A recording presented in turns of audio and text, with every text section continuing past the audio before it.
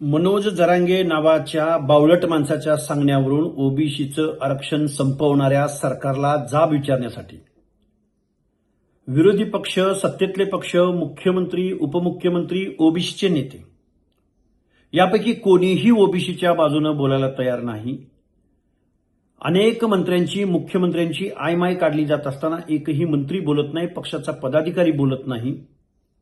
आणि महाराष्ट्रामधल्या ओबीसी, भटक्या, विमुक्त जाती जमातीमधल्या लोकांच्या मनात दहशत निर्माण करण्यासाठी मनोज जरांगे नावाचा माणूस महाराष्ट्रामध्ये धुमाकूळ घालतोय, आईमाईवरनं शिव्या घालतोय, ओबीसीच्या वेगवेगळ्या नेत्यांना शिव्या देतोय, त्यांच्या जातीला शिव्या देतोय, त्यांच्या शारीरिक व्यंग्यावरती बोलतोय.